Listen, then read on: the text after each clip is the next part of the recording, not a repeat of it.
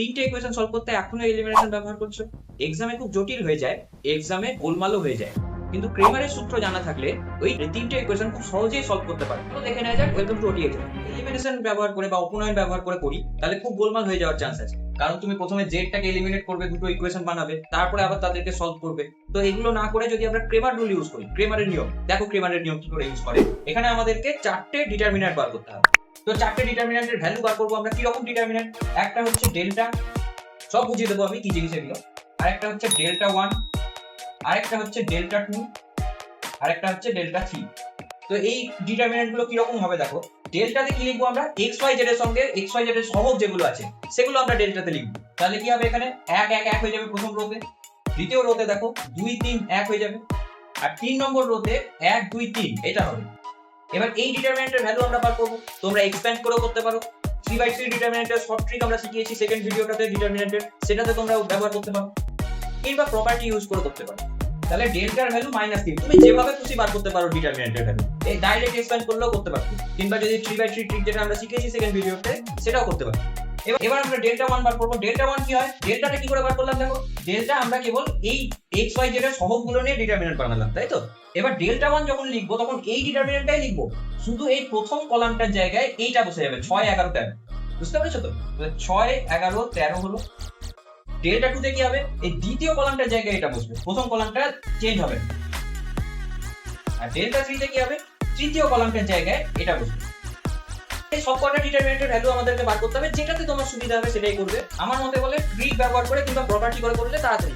আমার ডেল্টা 1 এর ভ্যালু 5 আসছে, ডেল্টা 2 এর ভ্যালু 5 আসছে, আর ডেল্টা 3 এর ভ্যালু 8 আসছে। তাহলে এই চারটে ডিটারমিন্যান্ট আমরা বার করে নেব। তারপরে x ইকুয়াল টু হবে ডেল্টা 1 বাই ডেল্টা, বোঝা গেল তো? y ইকুয়াল টু হবে ডেল্টা 2 বাই ডেল্টা, আর z ইকুয়াল টু হবে ডেল্টা 3 বাই ডেল্টা। এই তিনটে জিনিস আমরা x y z বার করে নিতে পারি। তাহলে x equal to delta 1 by delta. এবার ডেল্টা 1 এর ভ্যালু 5 এসছে আর ডেল্টার ভ্যালু 3 এসছে, তাই এটা 5/3 হয়ে গেল x এর ভ্যালু। y এর ভ্যালুও তাই, ডেল্টা 2 বাই ডেল্টা। ডেল্টা 2 এর ভ্যালু 5 এসেছিল, তাহলে y এর ভ্যালুও 5/3 হয়ে গেল। আর z equal to delta 3 by delta, তাহলে ডেল্টা 3 এর ভ্যালু 8 এসেছিল, তাহলে এটা z এর ভ্যালু 8/3 হয়ে গেল। তাহলে আমাদের এইগুলো হয়ে গেল আমাদের অ্যান্সার, এইটা আমাদের সমাধান। তাহলে x y z এর এই তিনটা ভ্যালু বেরিয়ে গেল। দেখো এটা এলিমিনেশনের থেকে অনেক তাড়াতাড়ি, অনেক সহজে হবে আর অনেক তাড়াতাড়ি হবে। তোমাদের এটাতে হয়তো 5 মিনিট সময় লাগতে পারে, কিন্তু এলিমিনেশন করে দেখতে গেলে 15 মিনিট সময় লেগে যাবে। আর তোমাকে দেখো সবকটা চারটে ডিটারমিন্যান্টের ভ্যালু বার করতেও হবে না। তোমাকে যদি সলভ করতেও দেয় কোনো পরীক্ষায়, যেহেতু তোমাদের এমসিকিউ আছে, সবকটা দেবে না, হয় x দেবে, নাহলে y দেবে, নাহলে z দেবে। যদি ধরো নাও তোমাকে z এর ভ্যালু বার করতে দিল, তাহলে তোমাকে ডেল্টা 1 আর ডেল্টা 2 বার করার দরকারই নেই, কারণ ডেল্টা 1 আর ডেল্টা 2 লাগবেই না, কেবল ডেল্টা লাগবে আর ডেল্টা 3 লাগবে। তাহলে এই দুটো ডিটারমিন্যান্টেরই ভ্যালু বার করবো তখন। তাহলে এইভাবে আমরা তাড়াতাড়ি অঙ্ক করতে পারবো। আর এখানে স্টুডেন্টস, তোমাকে ডিটারমিন্যান্ট এক্সপ্যান্ড করার সময় যদি ফার্স্ট ভিডিওটা দেখে থাকো তাহলে জানো যে সাইনের ব্যাপার আছে। Plus minus plus minus plus minus plus minus plus, এরকম প্রত্যেকটা পজিশনে সাইন থাকে, তাই এই পজিশনে সাইন মাইনাস হয়। এটা যদি তুমি ভুলে যাও, প্লাস করে দাও, তাহলে নম্বর কাটা যাবে। তাই খুব সাবধান, অঙ্কটা তোমরা হোমওয়ার্ক। কিন্তু স্টুডেন্টস এখানে একটা ক্যাচ আছে। কি ক্যাচ? তোমাদের দেখো ডেল্টার ভ্যালু 0 আসতে পারে। এবার যদি ডেল্টার ভ্যালু 0 আসে তখন আমরা কি করব?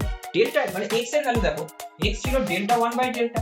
এবার ডেল্টার ভ্যালু যদি 0 চলে আসে তাহলে নিচে 0 হয়ে যাবে, আর তোমরা জানো নিচে 0 মানে আনডিফাইন্ড, এটা তো অ্যানসার আসতে পারে না। তাহলে এটা আনডিফাইন্ড আসছে, তখন কি করব আমরা? ডেল্টার ভ্যালু 0 হলে দেখো x y z এর ভ্যালু বার করার দরকার নেই, তখন দুটো জিনিস। কি জিনিস?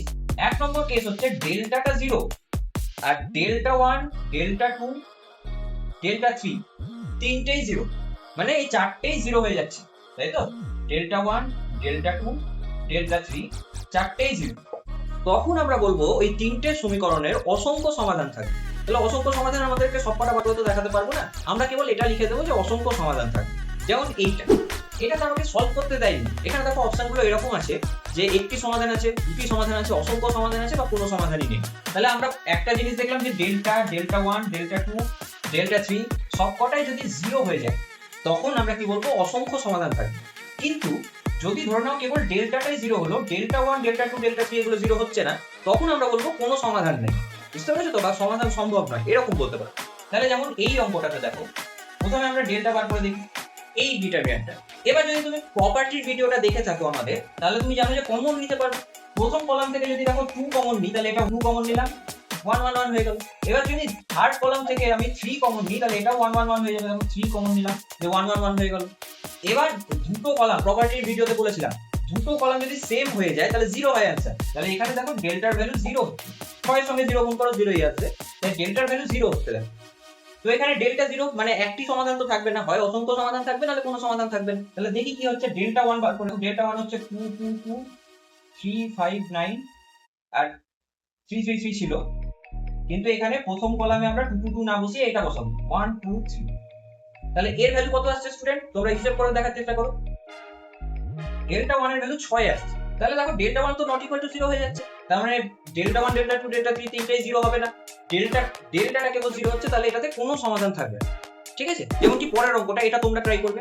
তিনটে নিয়ম আমি বলে দিয়েছি, যদি ডেল্টাটা নট ইকুয়াল টু 0 হয়ে যায় তাহলে তো সমাধান করতেই পারবো আমরা, কিন্তু যদি ডেল্টাটা ইকুয়াল টু 0 হয় তাহলে আমাকে চেক করে দেখতে হবে। যে কোনো একটা দেখবে ডেল্টা 1 যদি 0 না হয় তাহলে আমাদের বলবো যে অসংখ্য কোনো সমাধান থাকবে না, কিন্তু ডেল্টা 1 ডেল্টা 2 ডেল্টা 3 চারটেই 0 হয়ে যায় তখন আমরা বলবো অসংখ্য সমাধান থাকবে। ঠিক আছে, তো এই অঙ্কটা তোমরা হোমওয়ার্ক করবে। ক্রেমার রুল থেকে এই কটা প্রপার্টি ছিল। তোমাদের নেক্সট ভিডিওটা যেটা PYQ আসবে, প্রিভিয়াস ইয়ার কোশ্চেন, সেগুলোতে আমরা দেখবো যে ক্রেমার রুল থেকে কিরকম অঙ্ক আসছে রিসেন্ট। এবার আমরা দেখো ডিটারমিনেন্টের আরেকটা জিনিস বাদ গিয়েছিল, সেটা হচ্ছে এরিয়া অফ ট্রায়াঙ্গেল, মানে ত্রিভুজের ক্ষেত্রফল। সেটা আমরা শিখবো। ত্রিভুজের ক্ষেত্রফল কি, ধরে নাও তিনটে তোমাকে স্থানাঙ্ক দিয়ে দিয়েছে, তিনটে বিন্দু। এবার এই তিনটে বিন্দু দিয়ে ত্রিভুজ তৈরি করা যাবে। সেই ত্রিভুজের ক্ষেত্রফল কত হবে তার একটা ফর্মুলা আছে। যেমন ধরে নাও 2 3 এটা একটা স্থানাঙ্ক, একটা বিন্দু আছে এ বিন্দুটা। বি বিন্দু স্থানাঙ্ক বলেছে -1, 4, আর সি বিন্দু স্থানাঙ্ক বলেছে 3, 5। এই যে ত্রিভুজটা তৈরি হলো এই তিনটে বিন্দু দিয়ে, তার ক্ষেত্রফল কি, ক্ষেত্রফলের ফর্মুলা হচ্ছে হাফ ইনটু দিয়ে এই ডিটারমিনেন্টটা। কি ডিটারমিনেন্ট, এই কোঅর্ডিনেট গুলো লিখবো কলাম অনুযায়ী, আর লাস্ট কলামে 1 1 1 বসিয়ে। এবার এটার ভ্যালু তুমি প্রপার্টি ইউজ করে করতে পারো, 3/3 ট্রিক দিয়েও করতে পারো, কিংবা ডাইরেক্ট এক্সপ্যান্ডও করতে পারো, যেভাবে খুশি ভ্যালু বার করো।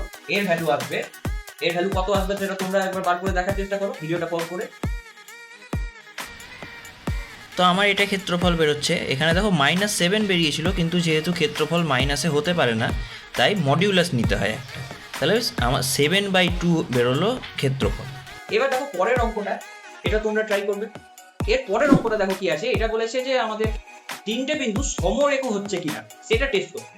যেমন কি এই অঙ্কটা দিয়েই যদি আমাকে বলে যে এই তিনটে বিন্দু সমরেখ হচ্ছে কিনা, আমাদেরকে অপশন দিয়ে দিল যে সমরেখ হবে, সমরেখ হবে না, বলা যাবে না, কিংবা এদের কোনোটি নয়, এরকম একটা অপশন দিয়ে দিল। যেমন কি এই অঙ্কটা দেখতে পাচ্ছ, এটাতে কি হবে দেখো, আমাদেরকে ক্ষেত্রফল বার করতে হবে।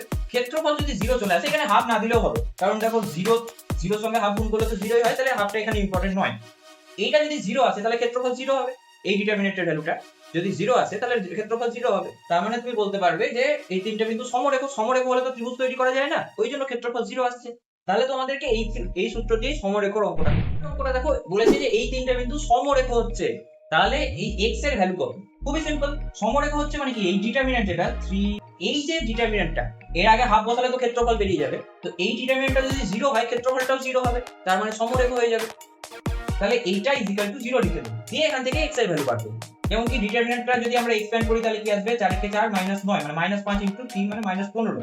এবার এই পজিশনের সাইন মাইনাস হয়, মাইনাস দিলাম, x ইনটু কি হবে এখানে 5 একে 5 -3 একে 3 মানে 2 হচ্ছে, মানে 2x হয়ে গেল। তারপরে প্লাস 1 ইনটু এটা কি হবে, 5 মানে 45 -12 মানে 33, তাহলে 1 ইনটু 33 ই হয় ইকুয়াল টু 0। তাহলে এখান থেকে দেখো 2x ইকুয়াল টু কত হলো, 18 হয়ে গেল, তাই তো। তাহলে x ইকুয়াল টু 9, তাহলে এখানে সমরেখ হলে x এর ভ্যালু বার করতে বলেছিল, সেটা বের করে নিলাম। তাহলে এইভাবে আমরা অঙ্ক করতে পারি। দেখো এটা আগের দিনের চ্যালেঞ্জের অঙ্ক দিয়েছিলাম, এটা দেখে নাও কি করে করব, প্রপার্টি ইউজ করে করব। তাহলে আমরা চলো আইডেন্টিফাই করি যে এটা কোন প্রপার্টি ইউজ করব। দেখ কি করব, দেখো এই রো গুলো যদি যোগ করে দিই তাহলে সব জায়গায় কিন্তু a + b + c চলে আসবে। তাহলে আমরা তারপরে a + b + c টাকে কমন নিতে পারবো, তাহলে ওই প্রপার্টিটা ইউজ করব।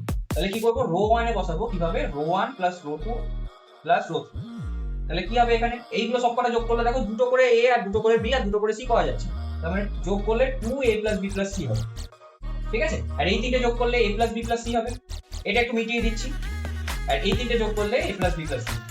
এবার যদি আমি a + b + c কমন নিই, দেখো কি আসছে, এখানে 2 আসছে, এখানে 1 আসছে, এখানে 1 আসছে, বাকিগুলো যা আছে তাই থাক। এবার এটা থেকে এটা মাইনাস করলে 1 হবে, কিন্তু এটা থেকে 2 গুণ করে যদি এটা মাইনাস করি তাহলে একটা 0 আসবে। আবার এটাতেও তাই করব, তাহলে দেখো কি আসবে, প্রথমে a + b + c তো থাকবেই, আর এখানে কি করছি, রো 3 এটা তোমরা লিখবে, আমি লিখছি না, কলাম 2 এর জায়গায় কি বসাবো, কলাম 1 - 2 ইনটু কলাম 2। তাহলে কি হবে এখানটায় 2c plus a plus b হয়ে যাবে। এটা 0 হয়ে যাবে কারণ 2 দিয়ে গুণ করে 2 হচ্ছে, মাইনাস করলে 0। আচ্ছা এটা 2c যদি মাইনাস করি তাহলে a মাইনাস c চলে আসছে, আর এটা 2b হবে যদি মাইনাস করি তাহলে a মাইনাস b হবে, তাই তো? আর এটাও দেখো 0 হচ্ছে, এখানে যদি এটা মাইনাস করি তাহলে c মাইনাস a হয়ে যাচ্ছে, এটা যদি মাইনাস করি তাহলে a plus b minus 2c এরকম হচ্ছে। তাহলে দুটো 0 চলে এসেছে, এবার আমরা এটা ধরে ভেঙে দিতে পারবো। তো তোমরা করে নিতে পারবে, এটা তো হোমওয়ার্ক। এটা একটু অ্যানসারটা আমাকে কমেন্টে জানিও, হোমওয়ার্কের অ্যানসার গুলো আমাকে কমেন্টে জানিও। এর পরের অঙ্কটা দেখো, আজকের চ্যালেঞ্জের অঙ্ক। নেক্সট ভিডিওতে আমরা পিওয়াইকিউ করব, প্রিভিয়াস ইয়ার কোশ্চেন। ওখানে আমরা দেখতে পাবো যে এই যে আমরা যেগুলো শিখলাম, ডিটারমিনেন্ট এক্সপ্যান্ড করা, প্রপার্টি, তারপর ট্রিক শিখেছি, ওগুলো কাজে লাগবে, ওগুলো তো এখনো কাজে লাগছে দেখতে পাচ্ছি। তারপরে এই ক্রেমার রুল, এগুলো অঙ্কে পরীক্ষার সময় কিভাবে আসে সেগুলো আমরা দেখতে পারবো। তো দেখা হচ্ছে পরের ভিডিও।